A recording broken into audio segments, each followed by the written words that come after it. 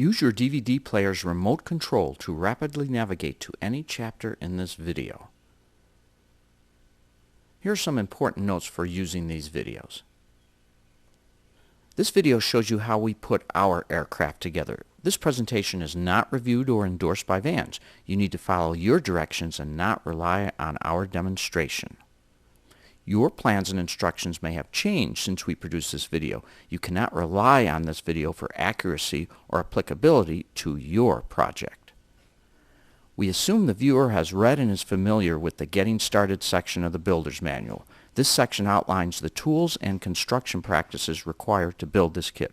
For example, we will not repeat the need for proper part deburring and preparation before each step. We do not suggest or endorse any corrosion protection for your aircraft. That decision is a personal choice. We use minimal amounts of primer on contacting surfaces at the owner's request. On all screens throughout the video, in the lower right corner, you will find the page and step number from the Vans Assembly Manual that corresponds to the task being demonstrated on the screen. In addition to using the fast forward button on your DVD player's remote, you can also use the chapter skip key to quickly move throughout the video.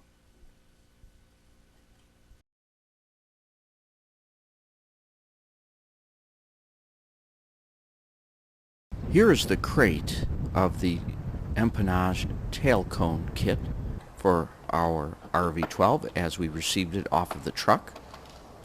The exact size of the crate is listed on Vans' website in case you may desire to pick up and transport the crate yourself from the factory.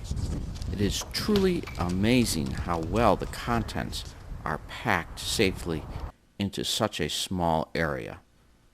We come across two important pieces of documentation: the envelope containing the assembly manual and inventory list, a copy of the book Standard Aircraft Handbook, which is a must-read for anyone building an aircraft today.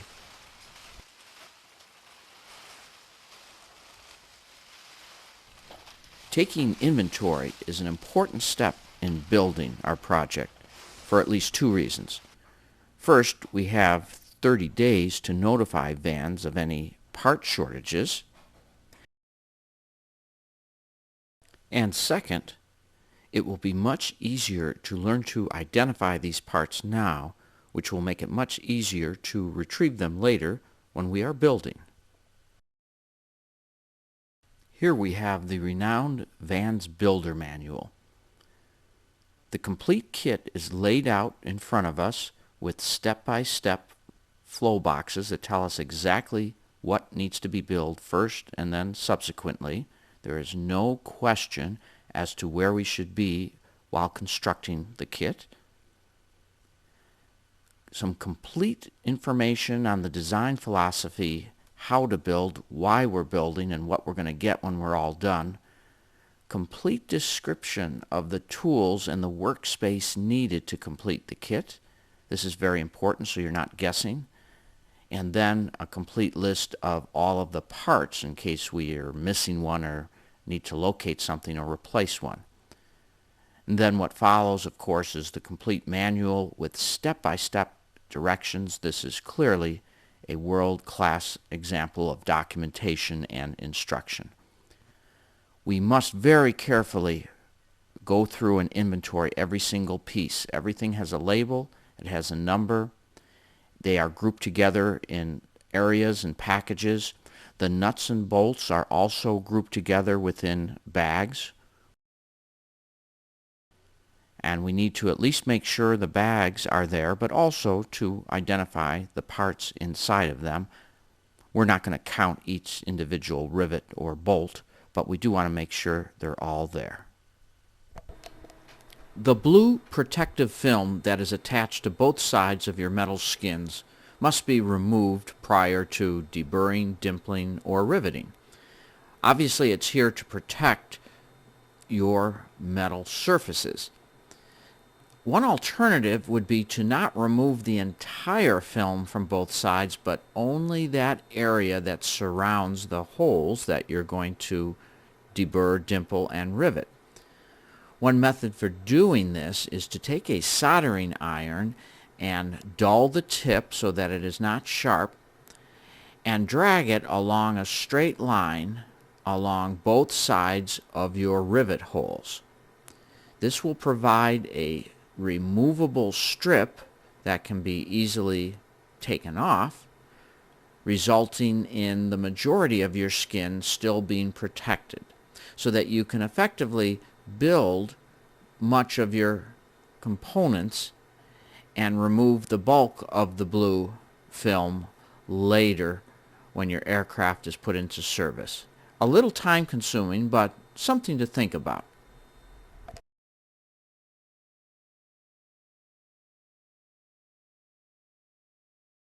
Steps 1 through 4 will have you creating these little wedges.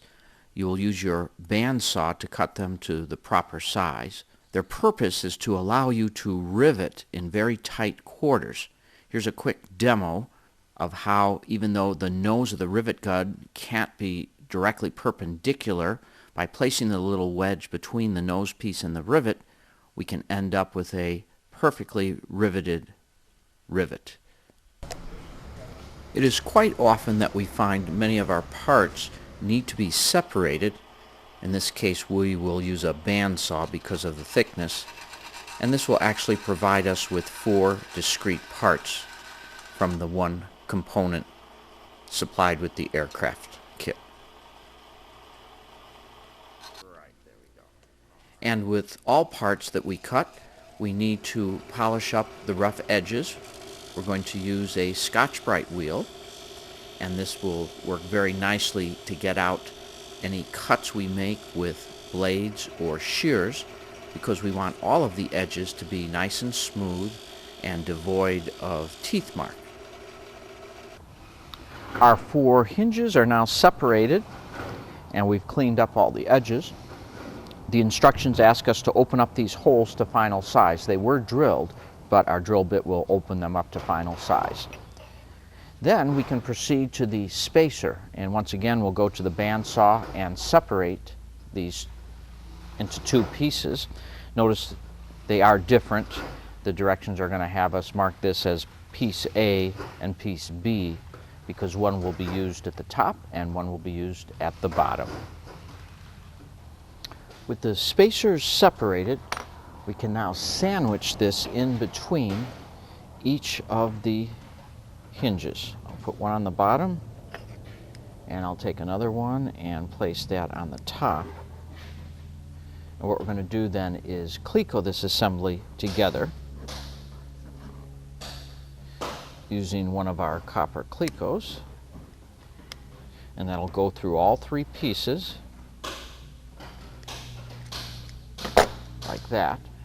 And I'll use another cleco over here. The reason we're doing this is we're now going to final drill through each of these 5 holes with our number 30 drill bit, and then we can take this apart and deburr all of the holes that we just drilled, and then we can put this back together and rivet it as per our directions.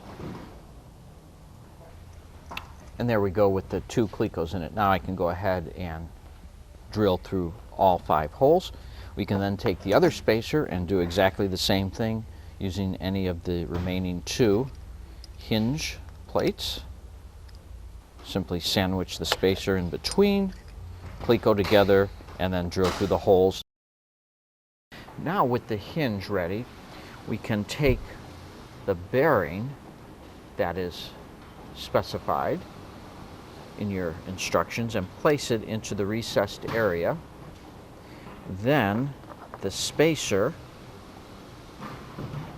will go on top like this, and then the other hinge will come on top of there. I will go ahead and cleco this, and then we will squeeze rivet as per our instructions. Take the proper rivet and insert it in, and we will now squeeze with our squeezer. We have installed the proper rivet set, which in this case consists of one that is flat and the other side is cupped. And here's our first rivet squeezed in place.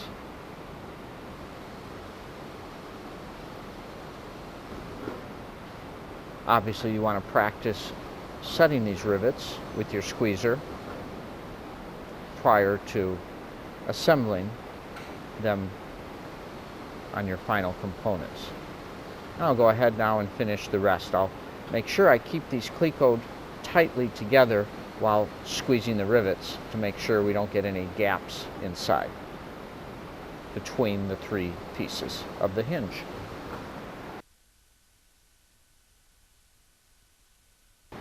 And that's what our completed hinge looks like.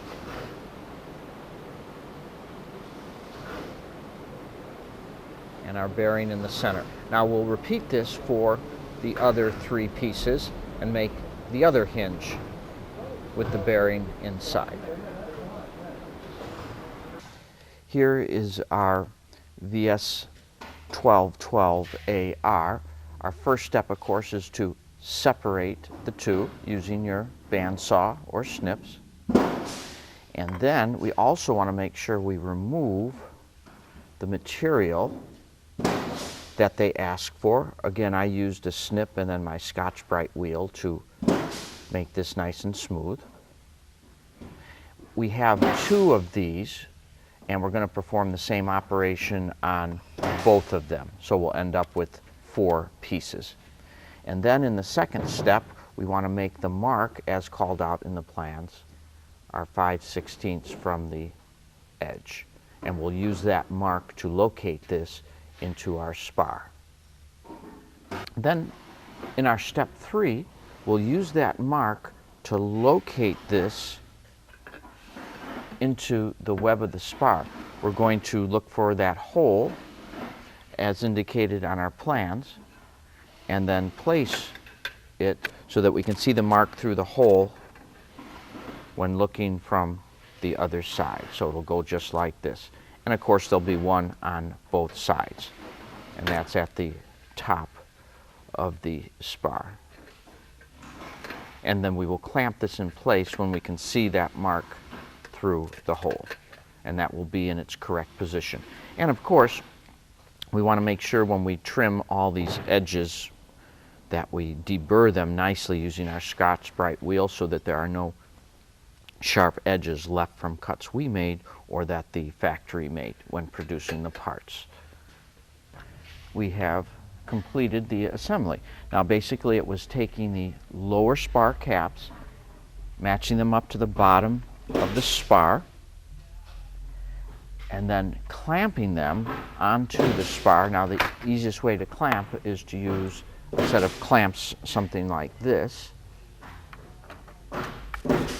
so that when we drill it's held into place very nicely. While those are clamped securely in place, we can then go ahead and match drill through the holes in the web into the upper and lower spar caps on both sides, left and right. Following your directions, we're simply matching the hole size with our drill all the way through. And in the upper spar caps, all the way up here at the top, you will notice that we position them properly so that the line that we drew shows up through the upper hole. Again, clamp them and then match drill them from the spar into the piece, of course from the other side. And then notice I have clecoed as I drill, and frequently removing the piece and getting rid of the chips so that it sits flat, putting it back in and re-clecoing. So by the time we're all done like this, all of the holes have been drilled to their proper size on both the flange and the web. And now we need to remove the caps, all 4 of them, and carefully deburr both the spar caps and the spar itself. Page 6-4, step 1 is simply opening up our 3/16 holes to their final size. Now step 2 is we want to countersink the 6 number 40 holes that we previously made. And by countersinking, we're going to use our countersink tool. You may have recognized this when we were doing our deburring. And we're going to carefully machine away the material. Now here's one that I finished here. You can see some of the material is removed. And then with the proper rivet, you know you have countersunk properly when it is perfectly smooth. So you don't want to take out too much material, but it should sit nice and flat in there. So we want to countersink all 6 of these holes for a flush rivet. In step 3, we want to countersink 4 locations where our number 40 hole was located, and be sure you countersink on the correct side. And we'll do that for both pieces. Step number 4, we want to take our front spar and countersink the 9 locations that were number 40 holes. And we're countersinking from this side. And again, as you countersink, always test with a rivet placed inside to make sure it sits nice and flush. Step 5 is attaching the upper spar cap to the spar. And I've attached this one. Notice we're going to use our pull rivets, and they will go into these 4 locations. I did use our wedge because the rivet gun nose got a little bit close to that corner, so I was able to go in at a slight angle using the wedge. And of course the other side is going to end up looking like this. So to complete this step, I will go ahead and rivet on the other spar cap. And here we have both top spar caps riveted on. Our next step is to attach the nut plates. Now, the nut plates here will be, of course, on this side of the web. And I've attached 2 of them. And of course, we're going to use our flush rivets. I will use the hand squeezer to put those on.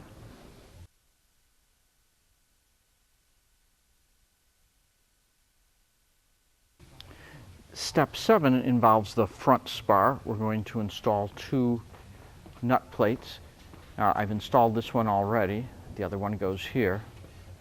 And that's why we countersunk the number 40 holes on this side. So to complete this step, I will finish the other nut plate right here. On page 6-5, step 1, they ask us to radius the narrow end of some of our ribs and spars. Here's one that I have not touched. Now here's one that I have radius. Notice how I basically filed off the sharp corner down at the bottom there. And you can use a file or put that on your Scotch-Brite wheel. If we look down the front spar, the flange, we want to make sure that we have a nice straight row. If this were bent, and they will curve, because in production when they bend them, when they create the flanges, it does cause them to warp a bit. We can straighten this out by using our fluting pliers, and what that means is in between each of these holes we can crimp using our fluting pliers, and that will bring this back into straightness. Our fluting pliers, and it basically allows us to get in here and crimp as I squeeze that will put in a small crimp. Now we can adjust how much crimp by how much we squeeze this together. And our goal is to make sure these are nice and straight. If we lay them on the table, you'll be able to tell whether they lay flat or they have an arch in them. So only flute if your spar or ribs are not flat, but it is up to you, the builder, to make sure they are nice and flat before using them in the construction. In step 3, we're joining the bottom rib to the front spar, and we're going to do that with the flush rivets as per the direction. There's 5 of them down here, and at the 2 ends are nut plates. As you can see here, these are the nut plates with the 2 rivet connections on the end. And our squeezer, our hand squeezer, worked very nice at putting in these flush rivets. I actually used a screw in each of the nut plates to hold the nut plate on while squeezing the rivets in place. And then for step 4, we're going to take the upper main rib and attach it to the front rib at this location here and rivet. And here we have the upper main rib riveted to the front spar. In step number 5, we're going to rivet the lower spar caps onto the spar. I have them clecoed along the edges. And reading our directions, there are a couple of places we don't want to rivet at this time. One is on the flanges. We will not rivet those at this time. And then also at the rib attach locations. There'll be a rib here, so we won't rivet this, and I've marked it. And then up higher, I've also marked these holes here where another rib attaches. And I'm going to go ahead then, and remember, we're going to rivet from this side.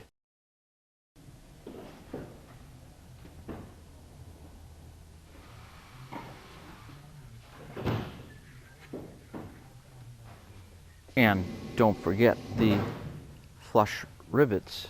There's 6 of them, 3 on each side. Those are flush with the back side. In step 6, we're now going to rivet the upper and lower ribs to the rear spar.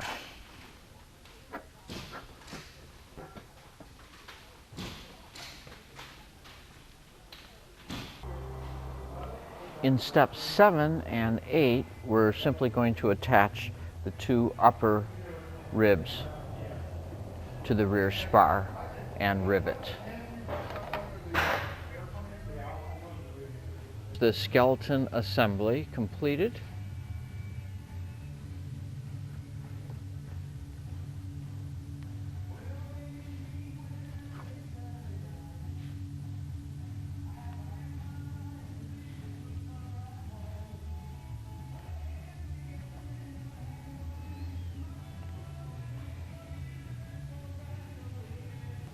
Step 1 and 2 on page 6.6 is to remove the excess material from these skins, and I'll simply use a snip, a file, and maybe the Scotch-Brite wheel to make this look nice. And there's also a piece on the main skin that also needs to be removed. And here we have completed trimming the nose. Now step 3 and 5 has us final drilling the holes and then dimpling them with our number 8 dimple, so that will accept a screw very nicely. I have my number 8 dimple and die in my squeezer.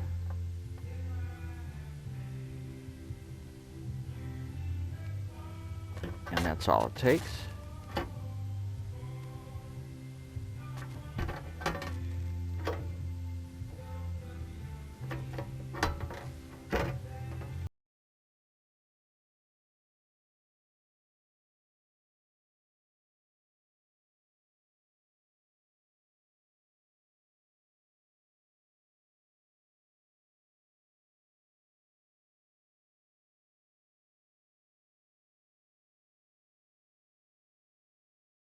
And the rest of the steps through step 7 will have us final drill in the main rudder skin the holes, and then we're going to dimple the holes, both the nut plate holes and the main holes for the screw. And we'll do that through all of these along the edge of the main skin here on both sides.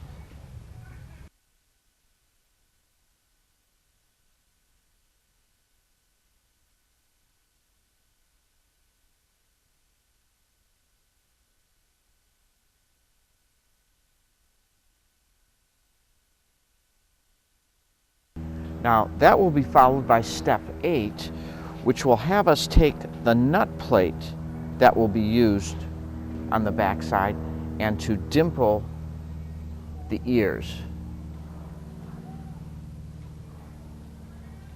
And dimpling the little hole that will be used when it is attached back behind the skin here. Now, to do this, you may need to modify the female side of your dimple die because of the obstruction caused as far as getting your die into that location.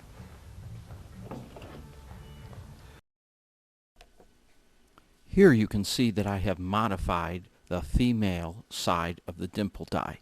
I took this out and took it to a grinder and ground off an area. And the idea here is that the nut plate can now fit appropriately so that it can be dimpled.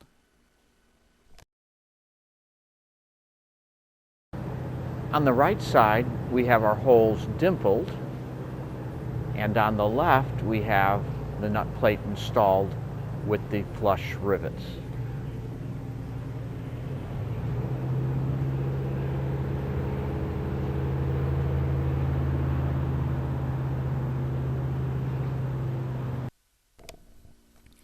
Now we're going to insert the skeleton into the skin itself. Now I have deburred the inside of the skin, and our goal is to cleco all of the flanges in the ribs, and I'll fill in every second hole roughly with a cleco. And once that is complete, I'm going to flip the entire structure around and carefully set it on top of the clecos, and then make sure there is good alignment between the rib flanges and the skin. Otherwise I need to do some more fluting, and go ahead and cleco the other side. I have left the blue plastic on the outside just to prevent scratches. Of course, it'll have to be removed prior to riveting. As per the instructions, we're going to rivet from the leading edge backwards, pulling out the clecos as we go, and pulling the blue plastic back. Once we have completed one side, we will flip it over. Now be very careful, we don't want to scratch our new metal, so we're going to put something soft on the table, and again we're going to rivet from the leading edge back to the trailing edge. Eventually we will have the entire structure riveted.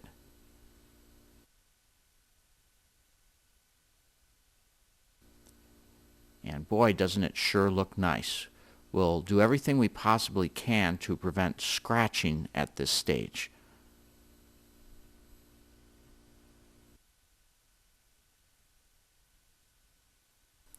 The remaining open holes in the bottom flange need to be riveted as per the instructions.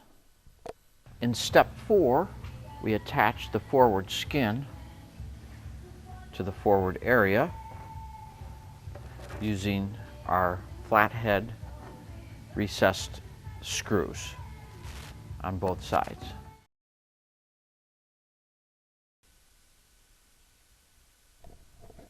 And here is the forward skin in its final position.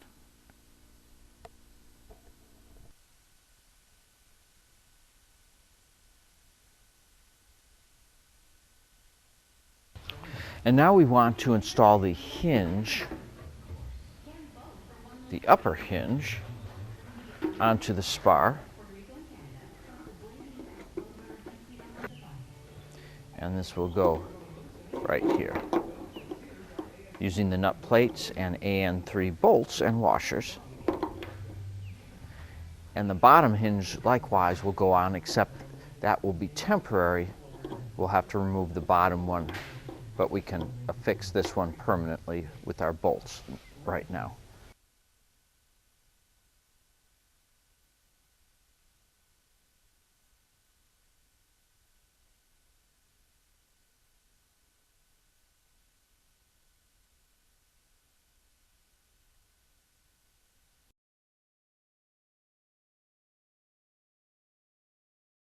Page 7-2, Step 1.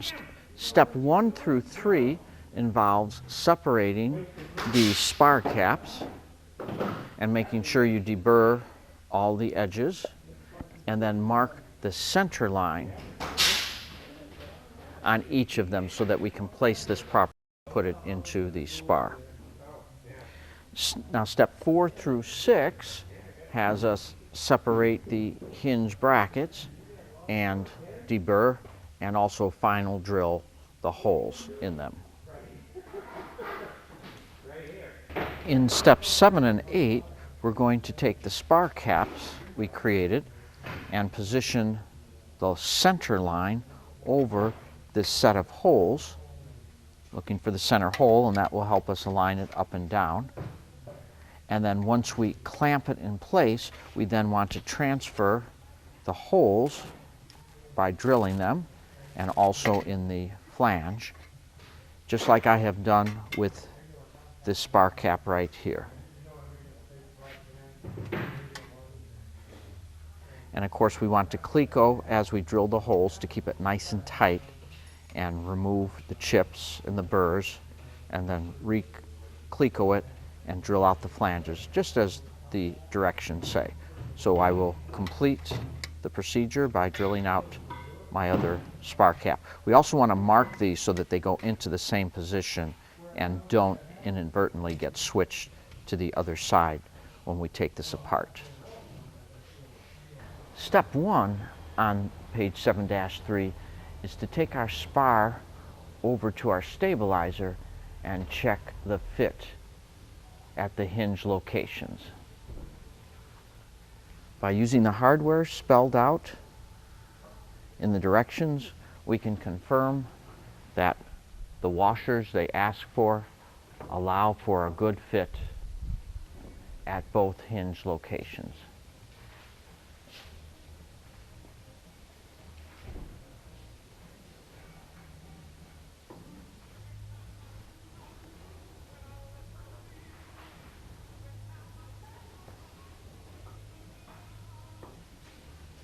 We can then detach and continue building. We've attached our first rib to the spar, and we've squeezed, using our hand squeezer, the rivets through these 4 locations as per the directions.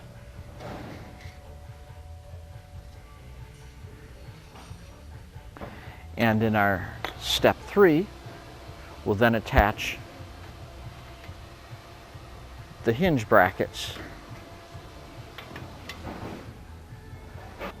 and we'll rivet these in place, as well as the remaining holes.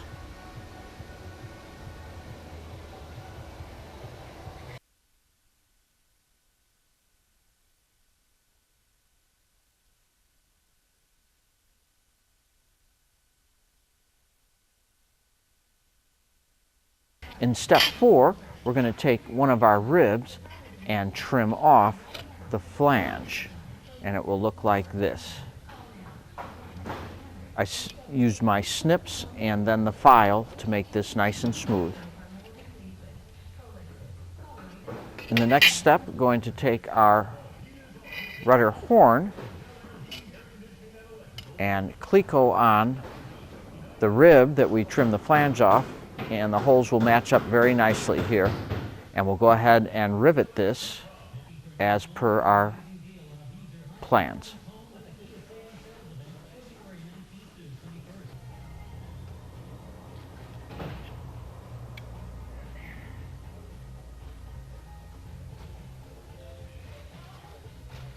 Now our next step is to take our spar that we worked on previously, and at the bottom end we have a set of 8 holes, and we're going to take our horn, cleco, and rivet as per our instructions.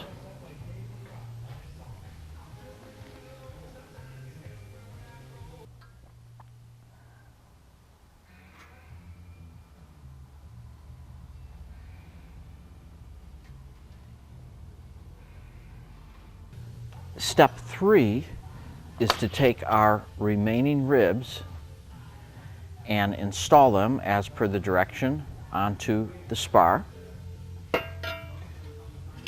at the location specified and through the pre-drilled holes in the proper orientation as per your plans.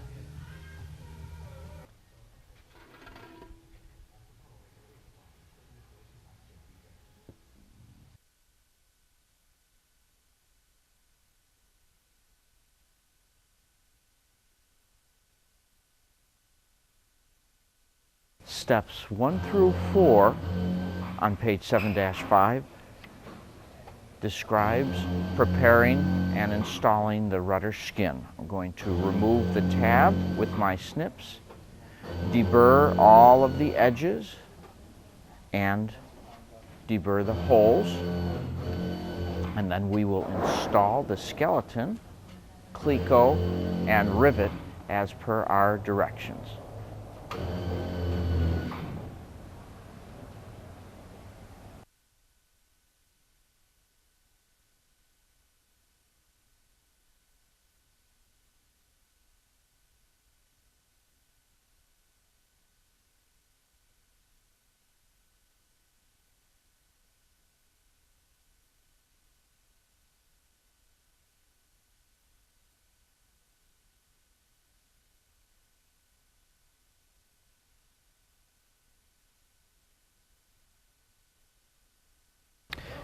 And now we'll start riveting from the trailing edge forward.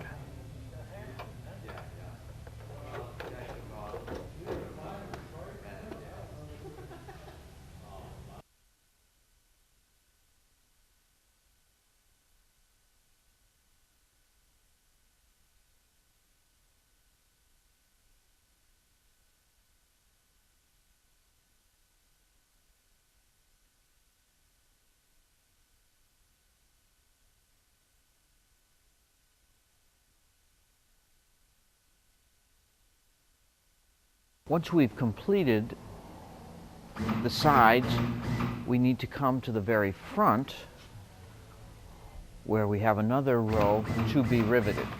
Now at the very bottom, as per your instructions, we're not going to rivet the very first one, but we will rivet all the way to the top.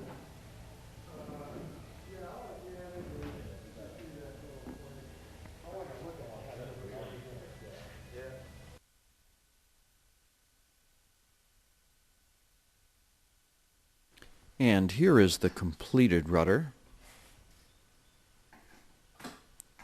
with a view of the horn.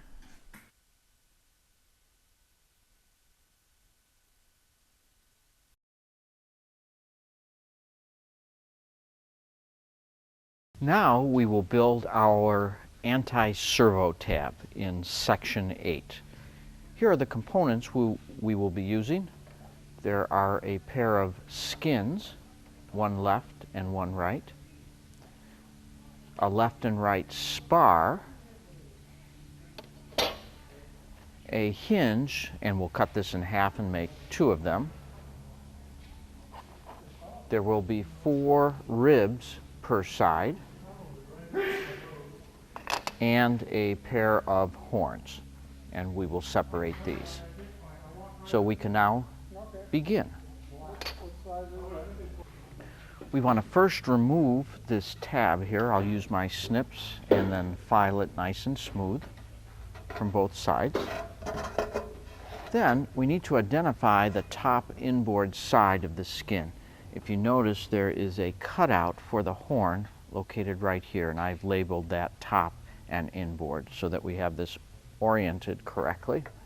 Step 3, we're going to take the ribs and orient them so that the first 3 inboard ribs have their flanges pointing outboard.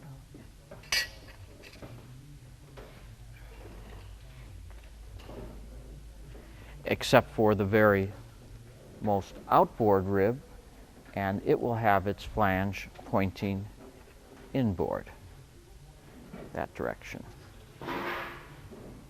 Now, our step 4 is going to have us insert these where there are the pre-drilled holes. We will cleco them together, all 4 of the ribs, and then match drill using our number 30 drill bit into the flanges on both sides. So there'll be 8 holes per rib. We have drilled everything out to the size 30.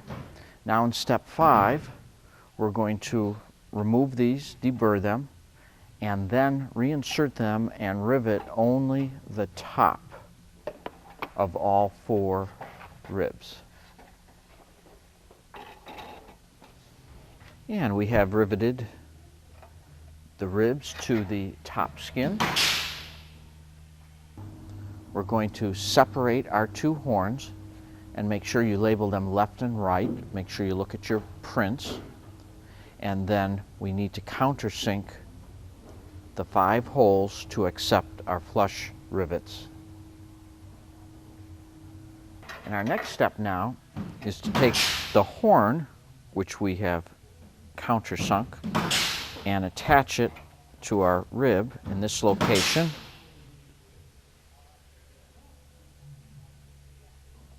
Confirm that you do have the proper horn for the proper tab. And here we have the horn riveted on with our flush rivets.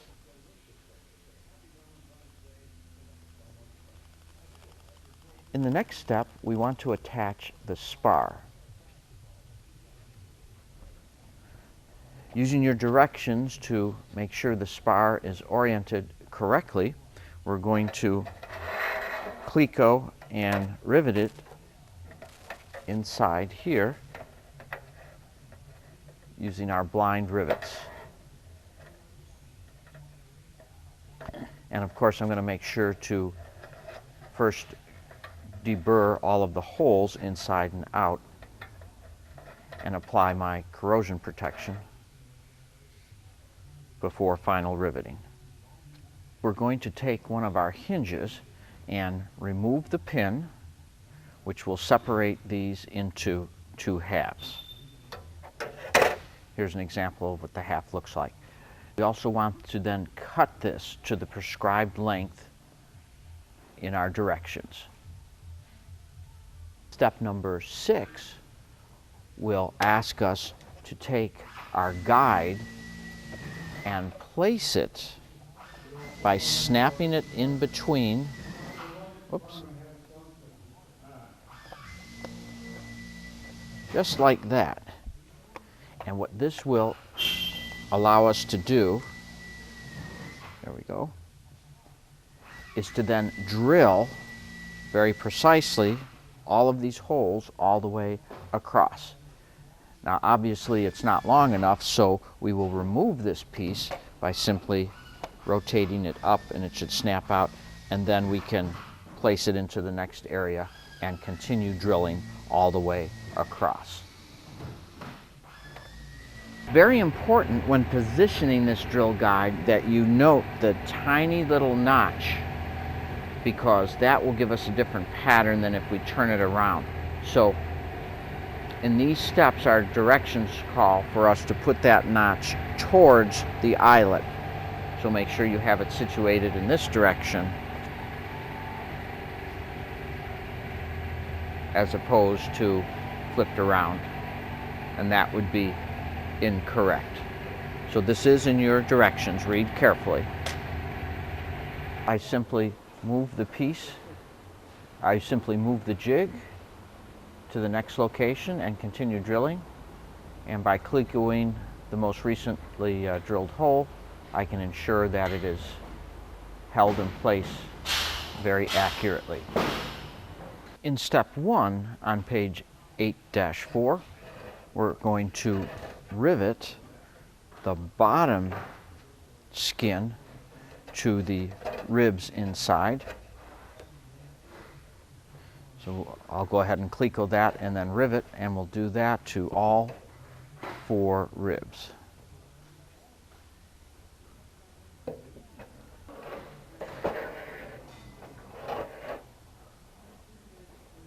With the bottoms all riveted, we can now go on to step 2, where we take our hinge that we have previously prepared and place it over the skin. Notice we have skipped a hole here. And we're going to then cleco and then rivet through the hinge into the skin and then the spar beneath. And follow the directions in your manual on riveting.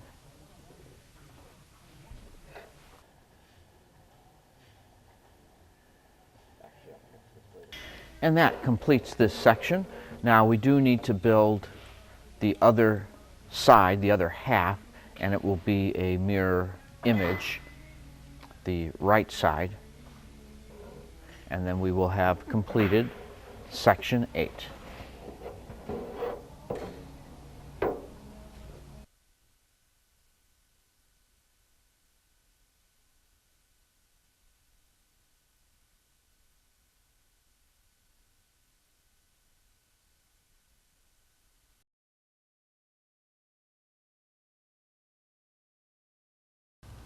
Step 1 through 4 on page 9-2 has us preparing the forward and rear spar along with the spar cap by countersinking the appropriate holes as per the directions.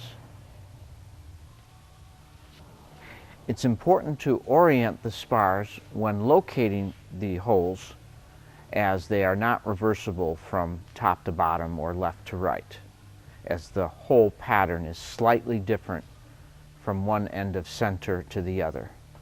But this is all spelled out in the directions.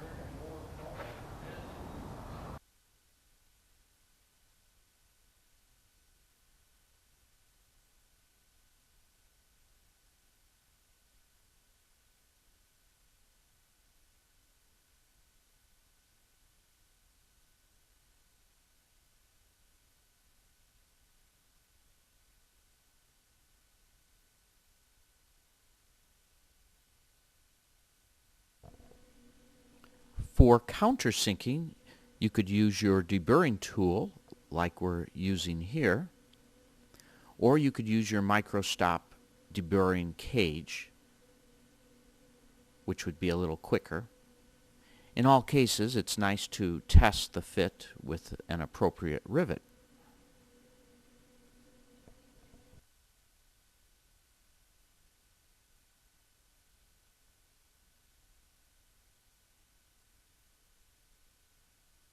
Steps 5 through 7 has us preparing the hinge brackets by countersinking the appropriate holes for nut plates and then separating the hinges as specified in the plans.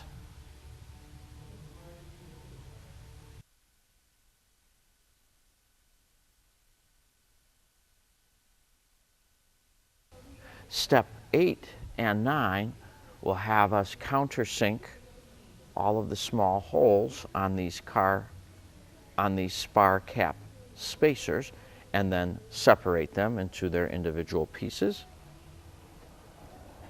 Step 10 will have us separate the doublers into 4 pieces.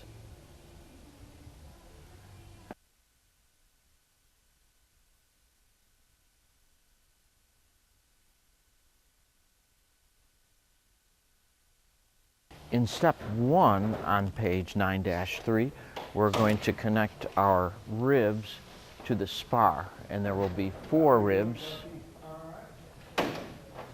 on the entire spar.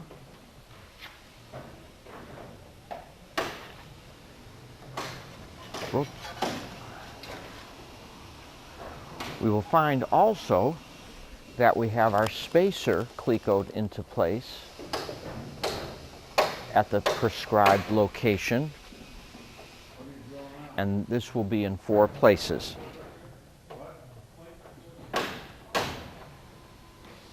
One will be at each end, and then 2 in the middle. With these 4 ribs clecoed in place, we're going to add the opposite spar cap to the bottom, and this is essentially a mirror image. And remember, the countersunk side that we prepared must be facing out or away from the ribs. And we'll simply place this on top in the exact same location. And then we also need to place the spacer on the bottom in a similar fashion and cleco in place on the bottom.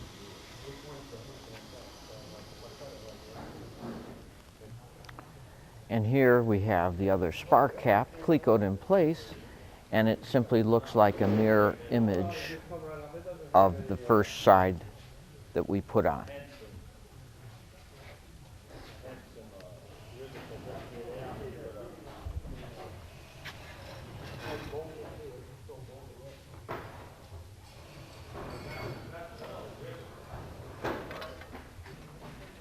Step 2 then is to use the appropriate rivets and rivet these in place, the ribs and the spar cap spacers.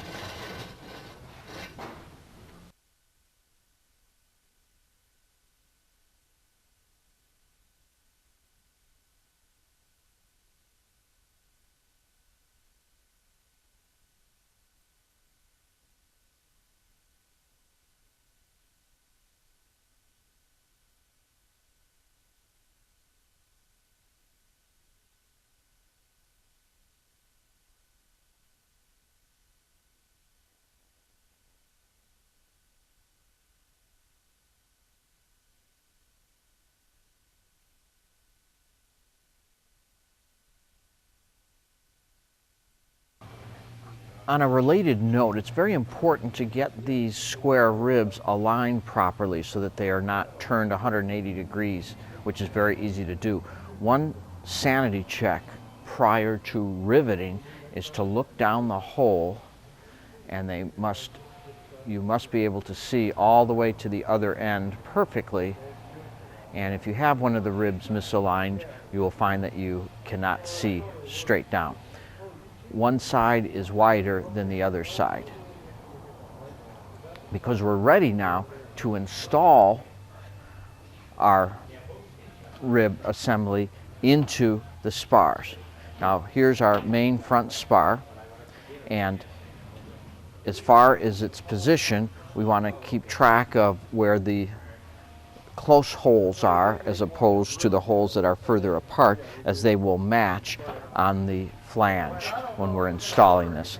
And also the holes on the rib flanges, these will span across the very center of the spar. So it is easy to see where this will fit. Here's another angle to watch from. Here is our front spar, the very long one, and the hole is in the center. The midpoint between the 2 ribs will be centered on the center of the hole, and we will see that the holes in these flanges will line up onto the web. And down here, our very close holes must match up with the very close holes on the flange of the spar, and that way we know we don't have this flipped incorrectly in the other direction. And this will fit very nicely into the flange, and we'll just push that down in there.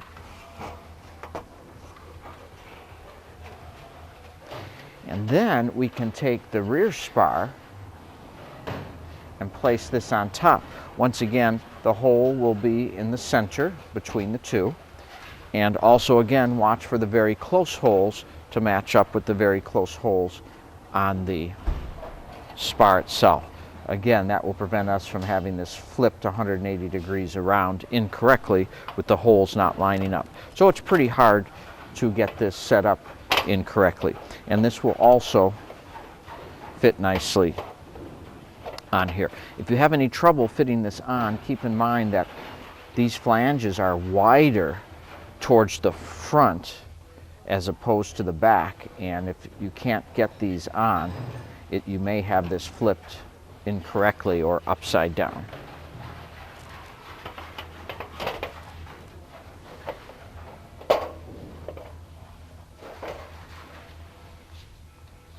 You should be able to see straight through all of the holes, then you know you have it lined up correctly. We're going to cleco this together.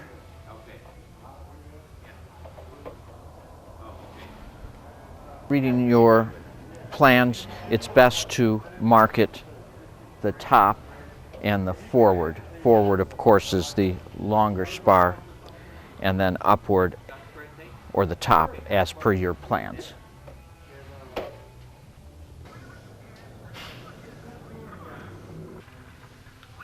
In step 4 and 5, we're going to take the horns. Now this is the upper, and this is the lower. And the only difference is this hole, which will identify the upper. And we'll locate it on the spar. This is our main front spar, the long one. It's going to go right here with the pre-drilled holes. And I'm going to cleco this in place in the front and the back. Going to do the same with the lower horn. And with it clecoed in place, I'll go ahead and final drill using our number 12 drill bit, and then put in a 3/16 bolt to hold it as I drill, and then drill the next one, etc., until I'm all done, so that we get a nice fit.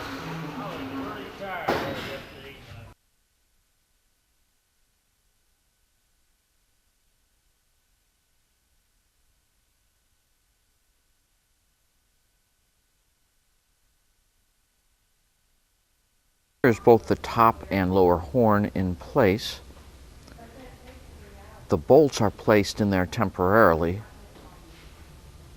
and were used while drilling the other holes, both forward and rear. We will now remove the horns. In step 6, we will final drill all of the holes to number 30 in both counterbalance brackets. We have the flange attached to the front spar. Do notice that we have turned it 90 degrees. This is not its final position. It's 90 degrees to where it's supposed to be. And the rear flange, same thing on the rear spar, turned 90 degrees. We're doing it this way just for the purpose of drilling. We will now slide the counterbalance shaft into the hole. And this will be for step 7, 8, and 9. And here's the counterbalance shaft and the end that we're going to insert into the front. And it fits very nicely. And we're going to insert it all the way until the back end is flush with the lip of the flange. And that just so happens to also be when the painted or powder coated edge ends right there. So if we were to look, the end of the shaft is flush with our flange. Now it's important to orient the shaft properly as per your directions, and then we can go ahead and drill into the pre-drilled hole in the top. I'm going to pilot drill that first, and then final drill to a number 12, and of course there's one on the bottom side underneath, and after we final drill this, we'll put a bolt in there to hold it nice and steady and then drill the other side. And the same with the flange on the back side. So a total of 4 holes to pilot drill and final drill.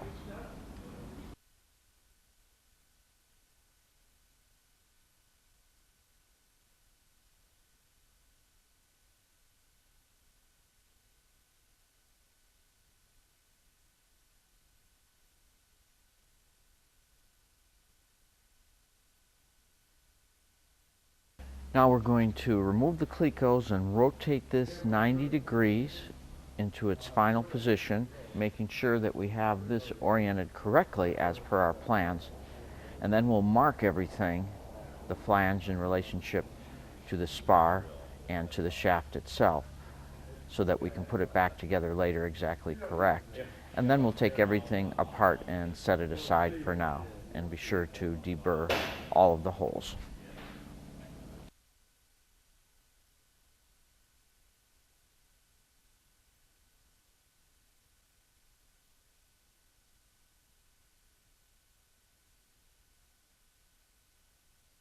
Page 9-4, steps 1 and 2, we've taken the spar apart, and this is our front spar, and we're going to take the doublers, there are 4 of them, and place them in their location. They line up very nicely with the nut plate holes.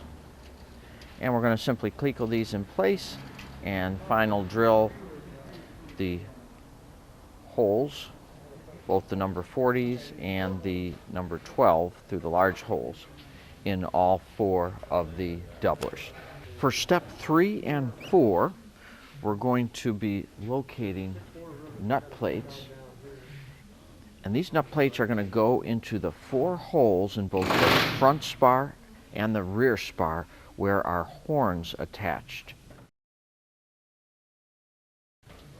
We'll use a bolt to bolt this tight, and then use the ear as a guide to drill our number 40 hole into both of the ears. And we will repeat that for all 8 locations. And then we will reverse and from the outside countersink so that we have a surface.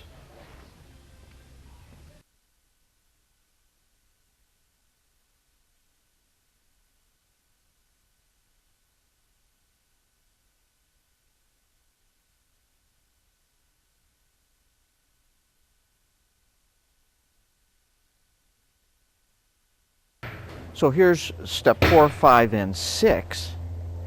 We have the nut plates installed, and also on our doublers.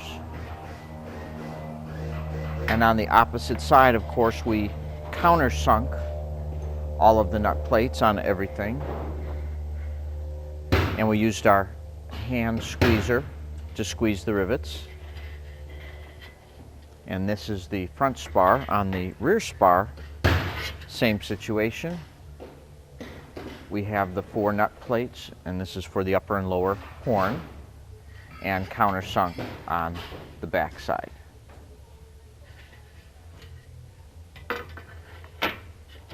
Step 7 will have us take our hinge brackets and rivet on the proper nut plate.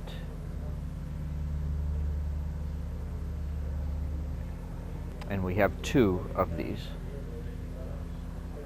Step 8 will have us rivet on the counterbalance brackets on the front spar and the rear spar also.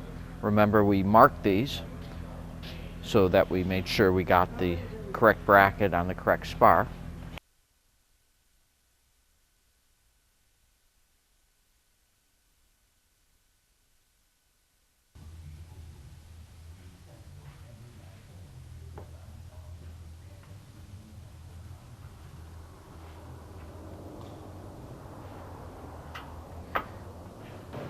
Step 1 on page 9-5 will have us create the 4 hinge stops made out of tubing. The dimension is in your plans, You can use a tubing cutter or hacksaw blade or bandsaw to create them as shown. Step 2, we will separate the rib clips.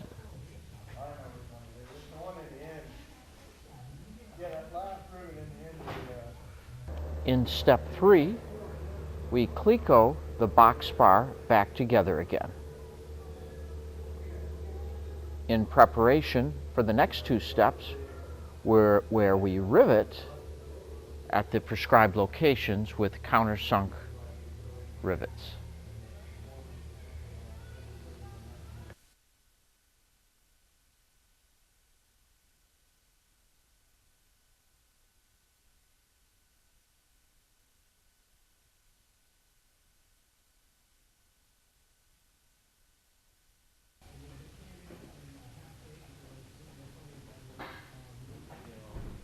And here are the rivets, all in place. And then on the side, we have these here for the ribs underneath. But it's important that we do not rivet the outermost ribs at this time.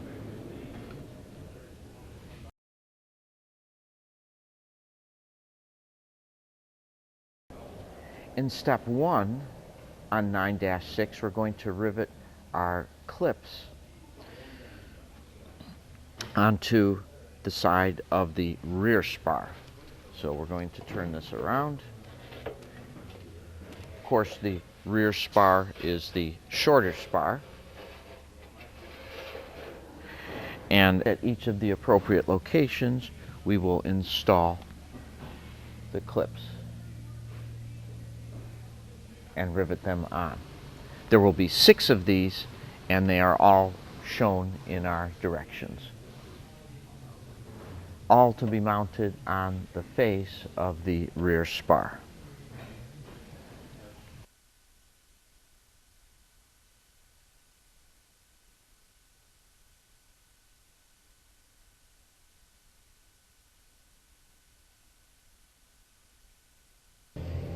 For step 2 on page 9-6, the directions ask us to radius the tip flanges of these ribs. Now, our skin is going to come around with a sharp corner here, so what we want to do is to make sure that the flanges don't mark into the skin. Now, here's a rib that I did not radius, and here's one that I did.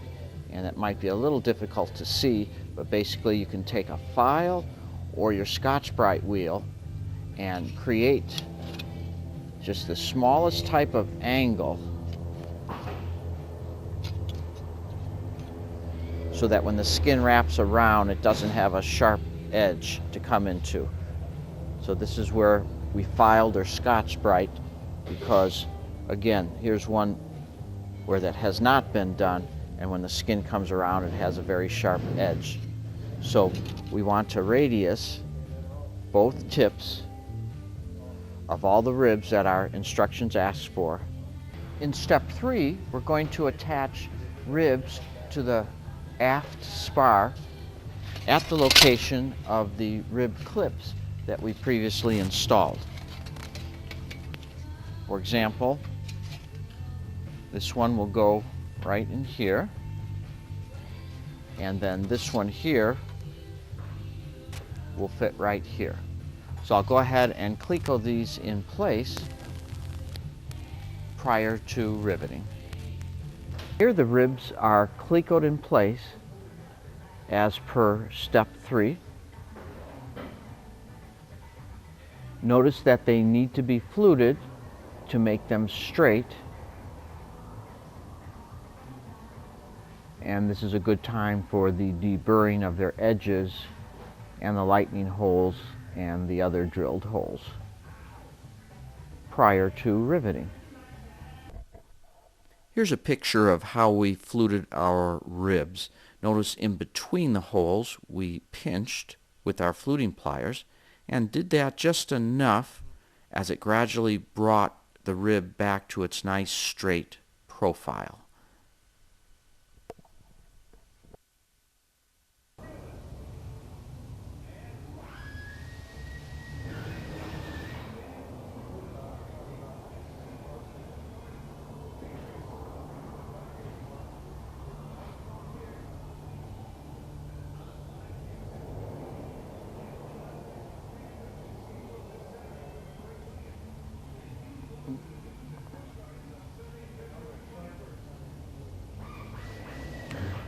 In the next step, we're going to put the front ribs in place.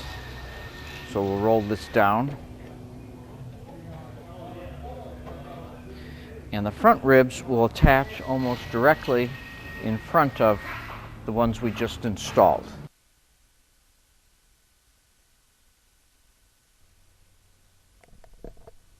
Here's a view of riveting the ribs. Notice we can flex the rib away slightly so that we can get the nose of our riveter nice and flat so that we get a good rivet connection at each location.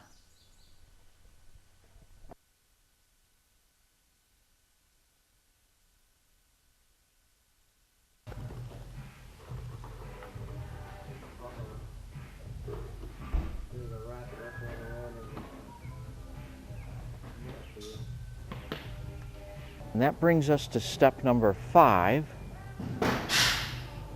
which has the end ribs to be installed. And at the very end here, take this.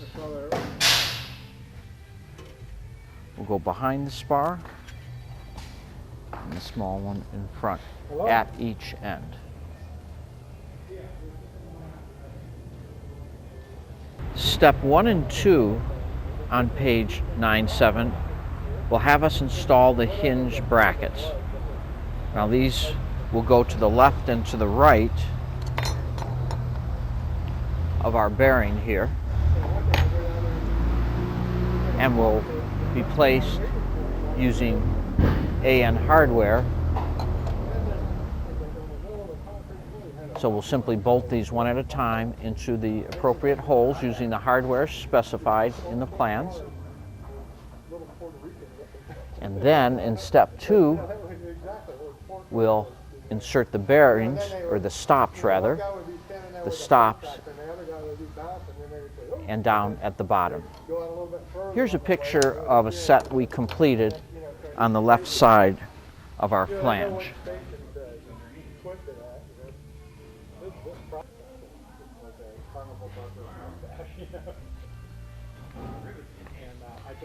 After bolting these in place, we install the spacers using the appropriate hardware as specified.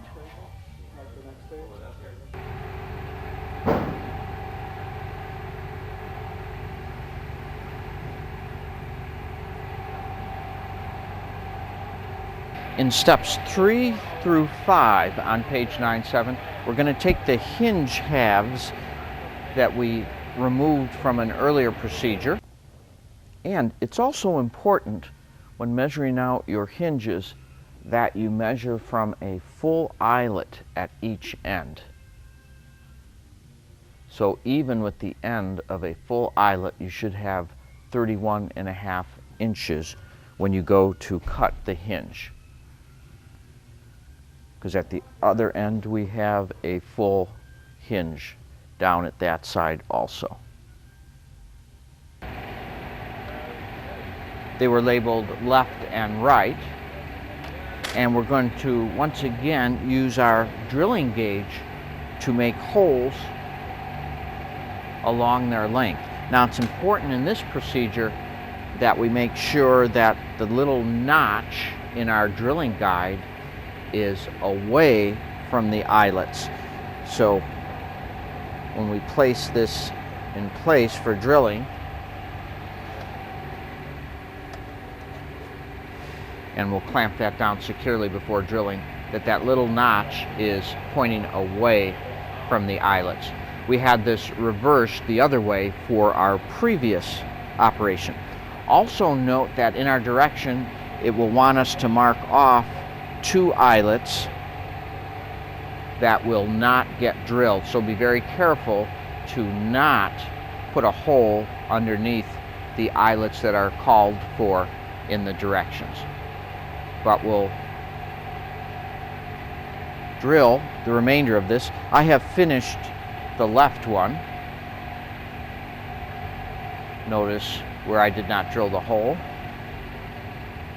So we need to go ahead now and complete the other hinge using our drill guide.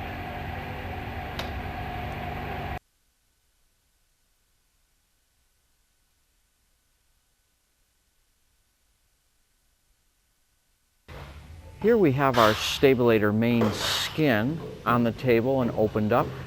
Our goal, according to the directions, is to prepare the hinges. Notice I have clecoed the appropriate hinge to the inside of the flange, and our purpose here is to be able to match drill a couple of holes, and we're going to match drill the ones in the areas of the hinge that we had marked to not drill previously. And if we look on the flange, I have circled the areas where the hole does not exist, and we'll match drill those through into the hinge. And likewise, on the other flange, we have our other hinge attached as per the directions to accomplish the same purpose. And if we look on the flange, we will see the locations where the holes do not exist, and we will match drill into the hinge as per the directions.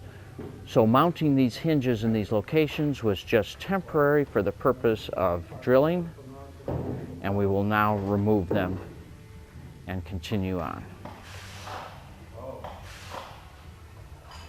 We have the skeleton upside down on our table, which is covered with a soft top,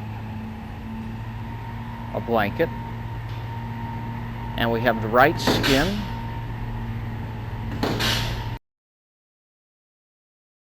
installed so that we're going to cleco the bottom first to the skeleton as per our directions, and then once this is clecoed, we will turn it over and cleco the top skin.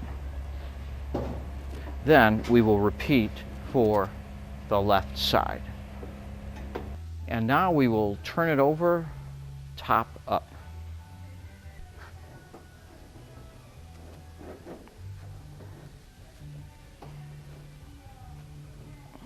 Now we're going to rivet from the leading edge towards the trailing edge. And when we finish one side, we'll turn it over and do the other side.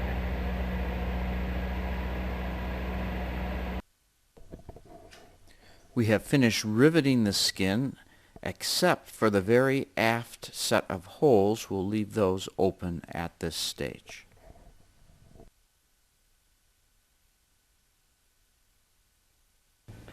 Now that we have finished the skin on one side, we will proceed to cleco and rivet the other side in a similar fashion.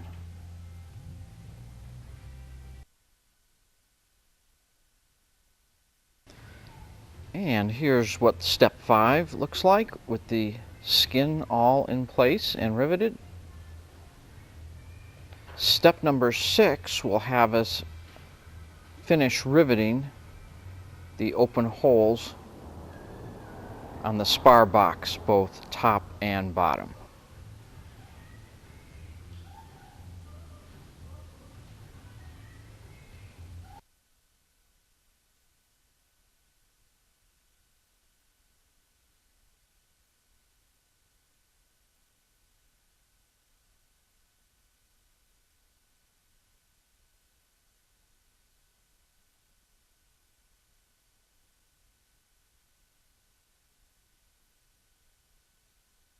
page 99, step 1 and 2. Right in the section where the two skins come together, and this is the aft edge of the Stabilator, we have a splice plate. And we're going to cleco this up using the matched holes where the two skins come together. And there are two tiny, right here, 16-inch holes that we're going to match drill through this plate and into the skin after we cleco this on right here.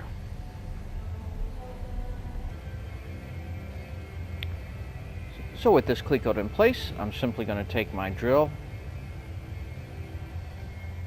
and drill through these two tiny 1/16-inch holes into the skin.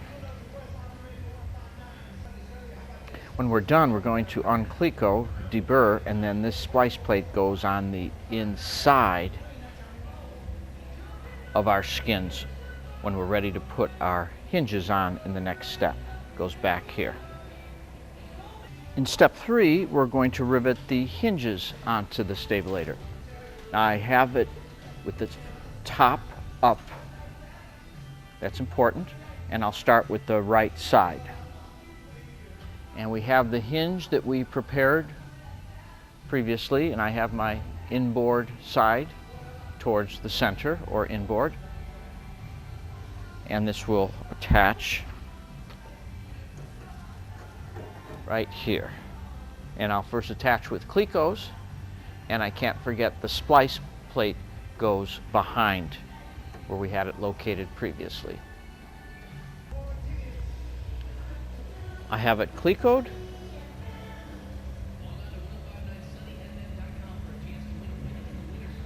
and the splice plate is in place behind,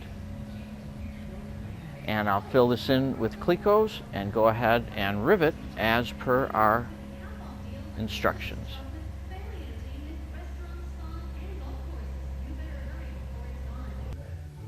This would be a good time to cleco up the left hinge so that you can confirm their position.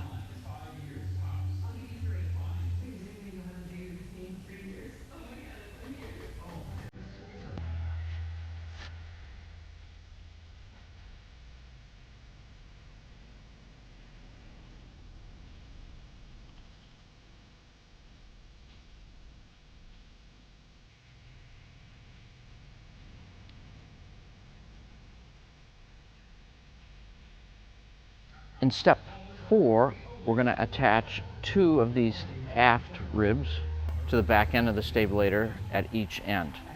One of them goes right here at the very end edge, and another one goes in line with this rivet line right at the end of the hinge right here.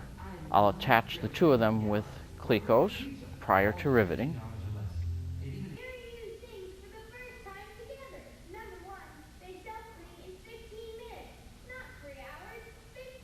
And also notice the orientation of the flange as per your instructions. The other side of the Stabilator will also get another set of ribs attached just like this side.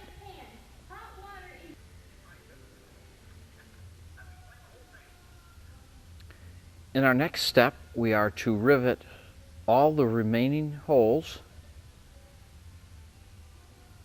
in the aft flange of the Stabilator.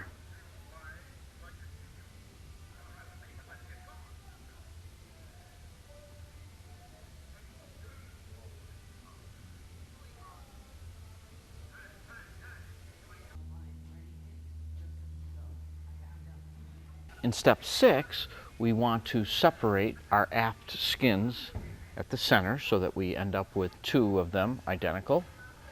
And then we want to pinch the corner until our distance here is the same as the aft edge of the Stabilator.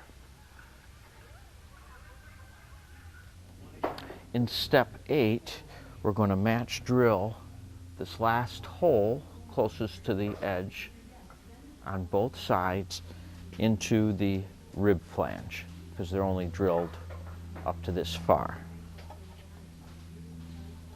So we'll place this on here and cleco the holes, and then match drill this very last hole into both ribs.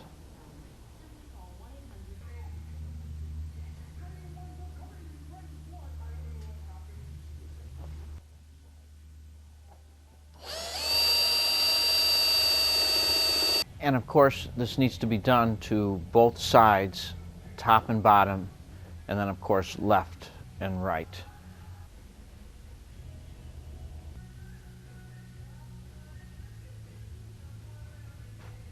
Also, I rolled or bent the edge slightly here for a nicer fit.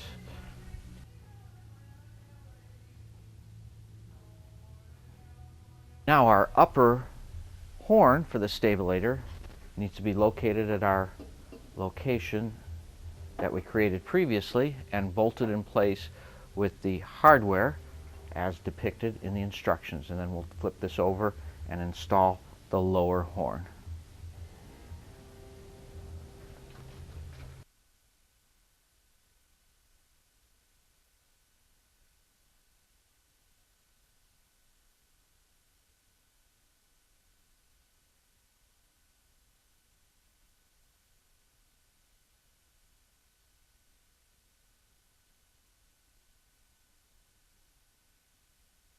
In step 2 through 5 on page 9-10, we're going to install our counterbalance arm and temporarily put the hardware in to attach it that we set up previously. And then we want to take our counterbalance weights and final drill through them with our number 12. There'll be 2 slices on each side of the arm, and we'll fit these up as per our directions using the 2 bolts